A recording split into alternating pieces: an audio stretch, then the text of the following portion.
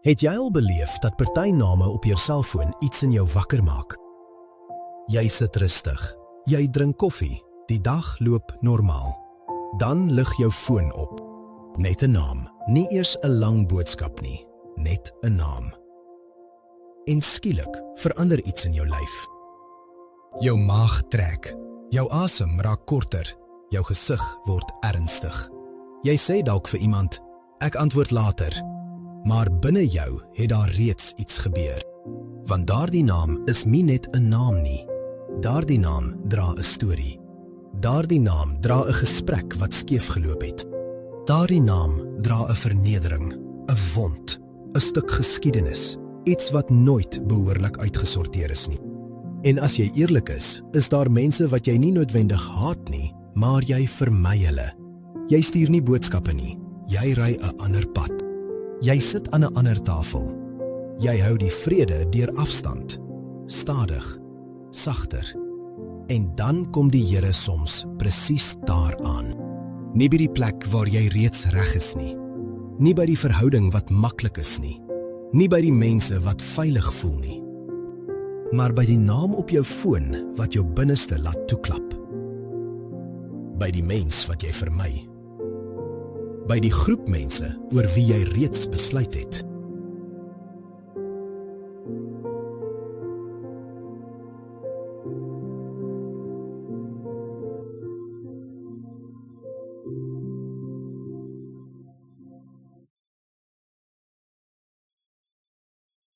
Goeiemôre gemeente.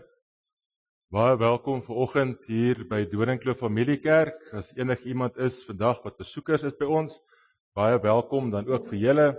Enige nuwe intrekkers of mense wat die eerste keer by ons is, kom gerus na die tyd daar agter toe en kom ontmoet ons, sodat ons of julle meer van die gemeente kan vertel. Ons begin vandag vanoggend met die heel eerste boodskap van Pinkster. Dis hierdie week Pinkster in die kerk. Dis vanoggend is die heel eerste keer dat ons gaan saam lees en ons gaan saam lees uit die boek van Jona uit. Nou Jona is 'n baie goeie boek vir Pinkster, want is God wat kom en God wat iemand dan ook stuur om sy woord te gaan verkondig. Maar dan is dit ook iemand wat onwillig dan eintlik wil gaan. Die boek van Jona begin baie eenvoudig met 'n paar woorde.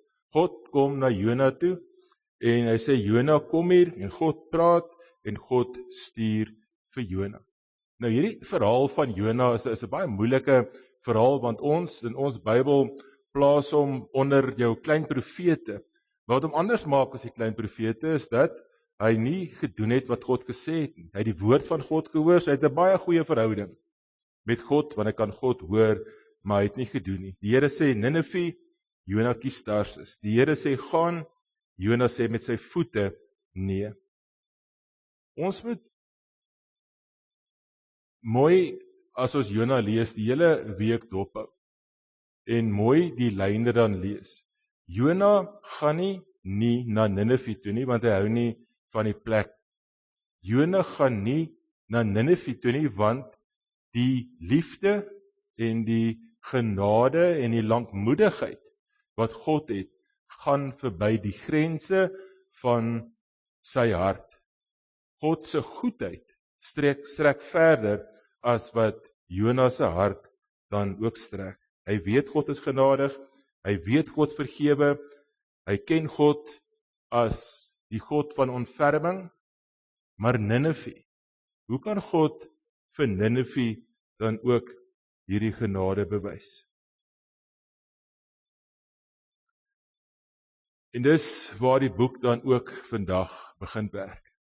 Die boek in hierdie Pinksterreeks kom na jou toe en sê, waarheen stuur God die gemeente om te gaan sendingwerk doen in die straat of in Mosambiek nie.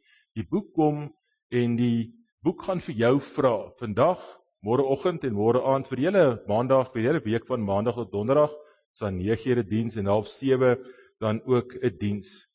Waarom was Jona ongehoorsaam, het hy weggegaan? En dit is die vraag. Waarom sukkel ek om na 'n plek toe te gaan of met iemand te praat en net te kan besef God is ook lief vir daardie persoon? Hoe kan God lief wees vir jou?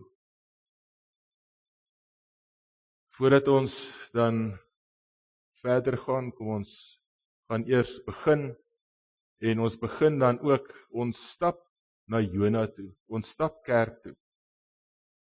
En in die Bybel is daar 15 pelgrimsliede. 'n pelgrimslied in die Bybel is 'n lied wat die mense of na die tempel toe stap om te gaan aanbid, of hulle stap van die tempel af dan terug om te gaan aanbid. Kom ons sê, ons gaan nou soos Jona, ons gaan nou na die plek toe waarin God jou dan stuur. En dan sê hierdie gedeelte wat ons dan ook so goed ken, ek gaan dit uit Psalm 121 lees, hierdie is die 2020 vertaling se pelgrimslied. Beteken hierdie ouens is nou op pad om te stap. Dan sê hy, ek kyk op na die berge, waar sal my hulp vandaan kom? Die berge is nie, ek kyk na God nie, God is in die berge nie, ek kyk na die berge, want die skelms is in die berge, die rowers is in die berge, die monsters was in die berge. Soos ek so pad stap, ons vanoggend hier as 'n kerk in Doringkloof by mekaar kan kom en kan saam sing, Here die naam beloof, Here loof, ons is vandag hier in die begin van Pinkster, Here waar hy gekom het en die bang disippels, wat bang was, agter mure weggekruip het, wat nie na die wêreld wou gaan nie. Here, dat u gekom het en in die vertrek waar almal bang was, die Gees uitgestort. Here, ons bid dat u in hierdie Pinkster week ook die Gees sal uitstort in elkeen van ons wat hier sit in hierdie gemeente en by ons huise. Here, daar waar ons bang is om uit te gaan, bang is om te doen wat ons moet doen. Here, vervul ons met die genade en die gawe om te kan praat, om te kan gesels en by mekaar te kan uitkom. Ons bid dit in Jesus se naam. Amen. Nou ons gaan vandag saam lees uit Jona 1 uit. En net die eerste 3 verse van Jona 1. Die probleem wat ons het in Jona is dat God hier na 'n profeet toe kom en God sê vir 'n profeet wat om te gaan doen. Hy spreek die profeet aan en dan sê hy vir die profeet Jona gaan, maar Jona wil dit dan ook nie doen nie. Maar dan gaan daar 4 hoofstukke wees. Jona vat baie vinnig om deur te lees. Lees dit vinnig deur by die huis. Dit vat maar 'n paar minute om al verse deur te lees. Lees al die hoofstukke deur, die 4 hoofstukke van Jona deur. Vandag as jy by die huis kom en môreoggend as jy wil kerk toe kom of môre aand ook die hoofstukke deurlees, om die hele storie van Jona dan ook saam te kan deurlees. Nou hier staan die woord van die Here het tot Jona die seun van Amittai gekom. Soos die woord van die Here is wat ons lees in die Bybel, die woord, die Here praat eerste. God kom eerste na 'n persoon toe en hy stuur die persoon. Wat baie belangrik is om te sien, Jona as die seun van Amittai, beteken dit daar's 'n geskiedenis, ons weet hy was daar gewees. Ons lees in ander gedeeltes ook van Jona, 2 in een gedeelte in die Ou Testament en dan een gedeelte in die Nuwe Testament, waar daar van die teken van Jona dan ook gepraat word en God stuur hom. Nou omdat Jona 'n profeet is dit vir my duidelik is dit vir my belangrik dat jy verstaan dat Jona 'n kind van God is. Dus hy's nie iemand wat nie God hoor nie. God kom na Jona toe en praat met hom en hy hoor vir God. So as jou verhouding kan so naby aan God wees, dat God na jou toe kom en God praat met jou en jy hoor God.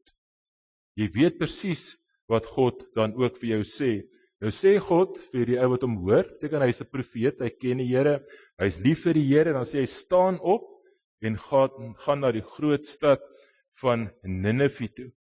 Nou Ninive is 'n stad wat die Assiriese ryk is 'n baie gevaarlike stad en is 'n stad wat mense en veral die volk Israel doodgemaak het en op hulle geskiet het en vrouens en kinders weggevoer het en daai oorlog gaan nog steeds aan. Die oorlog tussen Israel en Iran gaan nog steeds aan, soos Ninive is in Iran.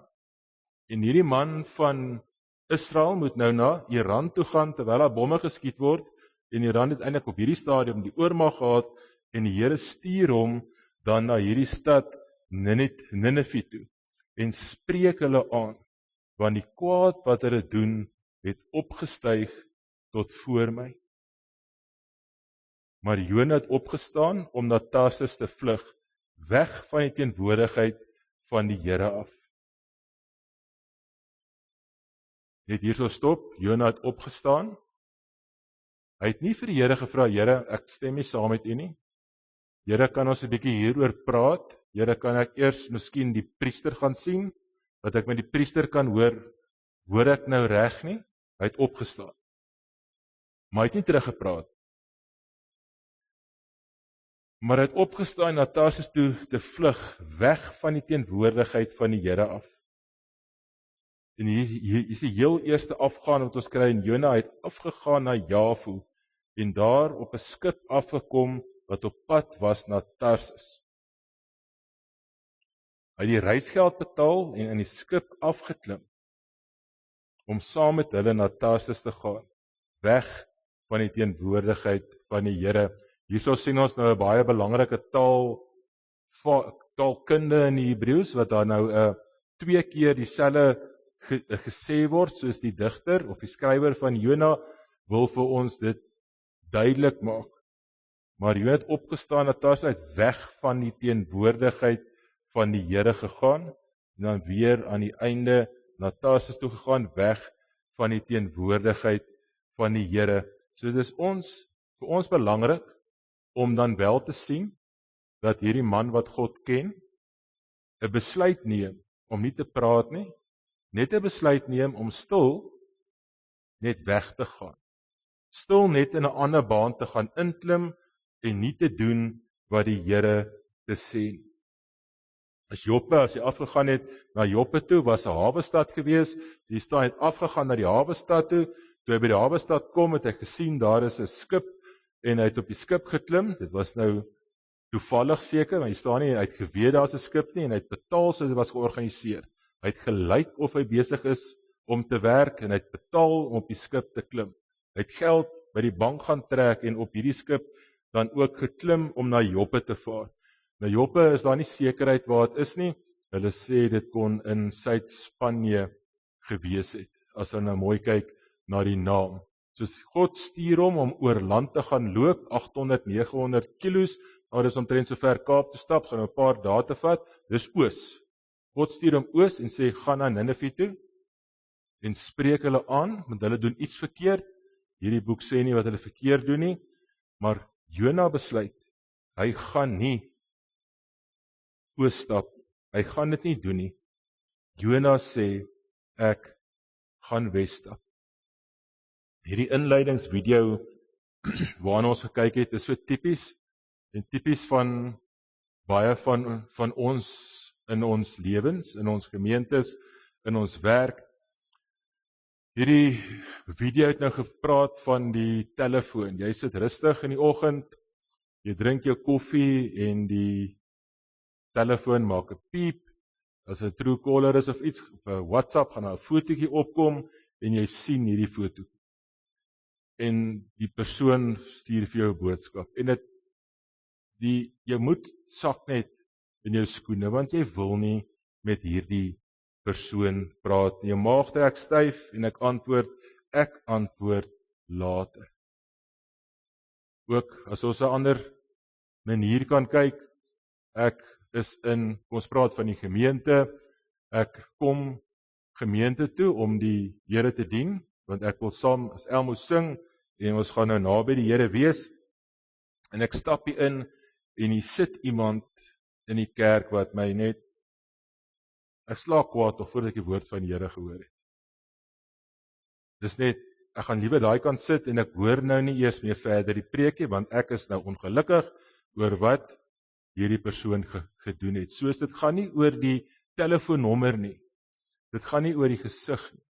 Op daardie gesig van die persoon wat jy gesien het toe jy by agterste deur heel kalm en rustig gestap het om die Here te kom dien. Jy stap hierdie kant toe, watter kant is oos nou? Oos is daai kant. Ek is altyd hier mekaar. En jy sien die persoon, dan is jy klaar kwaad en jy gaan sit aan die ander kant. Jy stap na die ander kant van die gebou toe. Jy moet na die persoon toe gaan, maar jy gaan jy gaan sit op 'n ander plek. Hoekom sal jy dit doen? Want daai naam het 'n storie. Elke gesig het vir jou storie. As ek na jou kyk, het Elmo en Nadia, julle het vir my 'n storie. En ek ken julle van die storie, en dis my storie wat ek van hulle dan ken. En ergens in die stories, wat ons van party mense het, was daar onvrede gewees, was daar 'n bekleierery gewees, was daar 'n messtekery gewees, was daar 'n geskinder gewees, daar was oorlog gewees, soos iets het tussen jou en hierdie persoon dan ook gebeur. Daar's 'n geskiedenis. En wat doen ek nou? Ek gaan nie oorlog maak. Maar ons kom tog nou kerk toe, en ons is almal gelowiges, soos ek is 'n kind van die Here, soos ek gaan in vrede. Ek gaan net daar in vrede sit, dan is daar nie oorlog. Vrede in my gemoed, weg van die storie af, wat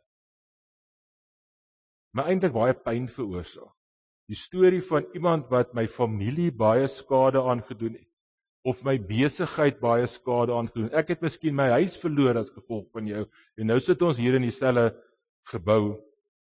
Daar is nie vrede in jou hart nie, want party name en party stories is sleg vir jou. En dan roep God, en God roep ons, dis Pinkster, en God kom na jou toe, kom na my toe, en dan sê God vir my, want ons ken nou vir die Here, Neelis, gaan na daardie mense toe, daardie mense wat eintlik aan die ooste kant van die kerk sal sit. God roep my na die verkeerde mense toe. Wie's Assirië? Assirië is hierdie volk, dis mense wat gewelddadig is, wat die wêreld oorheers het, waarvoor almal bang was, wat net grond gevat het. Soos hierdie sendingreis van Jona, wat hy moes gestap het na die ooste toe, is nie 'n geografiese plek. Daarom is hy ook nou nie 'n groot skip en 'n walvis nie, want dit gaan nie oor die walvis in Jona nie. Eintlik niks met die walvis te doen nie. Dit gaan nie oor Ninive nie. Eintlik niks met Ninive of Tarsus of Joppe te doen nie. Dit gaan oor 'n man wat gestuur is na 'n wond toe. Die Here sê vir hom, Jona, gaan na jou wond toe, gaan na jou seer plek toe. En God se genade gaan dan verder as my seerplek. En dit is waar die moeilikheid dan inkom. Iemand van wie ek regtig nie hou. Iemand wat my te nagekom. Iemand wat op hierdie stadium doen Niniviese mense en nog slegte goed. Hulle is bose mense. Ek kan nie verstaan, Jona kan nie verstaan, dat God se liefde, dit staan later in die volgende hoofstuk as daar bekom, God se liefde, lankmoedigheid en genade is ook by daardie mense nie. Die mense wat my 'n wond veroorsaak het, jy wat my seer gemaak het. Die Here is ook lief vir jou. Die Here is ook lief vir Ninive. Die Here wil ook graag hê Ninive moet daar wees, soos hier is Jona. Jona is in 'n absolute geloofsstryd met homself. God stuur hom na iemand toe wat hy nie kan indink God se genade verdien. Hoe kan jy God se genade verdien? Dit wat jy gedoen het. Dis wat ons mense voel. Maar God sê, ek is lief vir almal. Ons sê baie keer, Here gebruik my. Maar jy dink dat Here gebruik my daar, en vir my baie lekker is dat die Here my gebruik, nê? Of Here maak my hart sag, wys vir my waar my hart kan sag raak, en ek kan nie oral betrokke wees, oral heen gaan, net nie, ek kan net nie sag raak vir jou daai kant. Iemand buite God se liefde. En nou maak Jona 'n plan, hy klim hy gaan af na Joppe toe, hy klim op daai skip, dit was ver gewees wat hulle moes gery het, en hy gaan dan af, hy het alles georganiseer, hy het sy kerkpak aan, hy het sy domiese jas aan, en hy het sy Bybel oor sy skouers soos wat jy dra, en jy stap af, jy's besig om jou werk te doen. Die Here het my gesê, ek gaan nou daar in Tarsus sendingwerk doen, en ek sê vir julle almal, bye, ek gaan Tarsus sendingwerk doen. Ek lyk verantwoordelik, ek is besig, ek werk eintlik harder, want ek moet afstap Ek moet betaal, ek moet geld trek, soos ek lyk of ek nou die Here se werk hier doen. Maar wat Jona doen, dit lyk of dit kan lyk jy doen die Here se werk. Jy gaan na 'n plek toe, jy betaal, jy reis kilos, maar jy gaan eintlik weg van die Here se hart af. Die Here het 'n hart vir almal. Die Here het ook 'n hart, en vir alle hart, vir mense wat verlore gaan. Ons weet Johannes 3 vers 16. Die Here het die wêreld so lief gehad dat hy sy enigste seun gegee het sodat almal wat aan hom glo nie verlore sal gaan. Dus ons ook, almal, en dis wat Jona nou nog nie hier ingesien het nie. Almal is ook die mense, God is ook lief vir die mense waarvan jy nie eintlik hou nie. En jy vlug dan weg van God se hart af. En wat gebeur as God dit vir my verwag? My beeld van God, die manier hoe ek God sien, breek. Dis in skerwe. Seer, regtig seer, wat mense oorkom, weet ons, gee baie vrae oor God. Hoekom het God dit laat gebeur? Waar was God toe dit gebeur het? Hoekom het God nie ingegryp toe dit gebeur het nie? Hoekom het God dit toegelaat?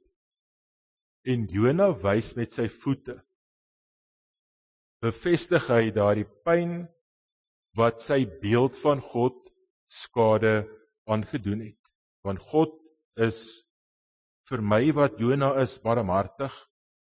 God is my genadig wat Jona is. God is by my. En hy's Jona in 'n krisis. God wil iemand bereik wat hy nie wil bereik nie. En hoe kan God dit doen? Hoekom is God nie daar nie? Hoekom verstaan God nie vir my dat ek eintlik baie seer gekry het? Hoe kan God dit toelaat? En dan is God se liefde wat hy vir my het ook eintlik dan kleiner, want hy's lief vir iemand anders ook. En dan daar waar die hele Pinkster oor gaan, vandag en die volgende 4 dae, is 'n oop vraag. Aan die einde van Jona weet ons nie wat van Jona geword het. Ons weet nie hoe Jona se hart gelyk aan die einde van hoofstuk 4. So dis 'n oop vraag hierdie. Dit word nie beantwoord nie. So as ons hierdie vraag vandag aanspreek, wie is my Ninive? Gee Jona nie vir ons 'n antwoord. Jy moet self daai antwoord kry. Jona vlug, hy klim op 'n skip, hy gaan in die diepte in, en op die einde van die dag bid hy tot God, hy kom weer tot bekering, of die gedig nou ingevoeg is in hoofstuk 2, later, of het deel van die oorspronklike storie was. Volgende Vrydag aand gaan ons bietjie praat oor die teks, en oor die moeilike gedeeltes, hoofstuk 2 daar hoort, wat was die walvis, wat was dit, dus volgende Vrydag aand, ons net lekker koffie drink. Donderdag aand uit die Pinksterreeks op, en Vrydag aand net oor die teks, 'n bietjie dan praat oor dan hoofstuk 2, waar Jona dan weer tot bekering kom.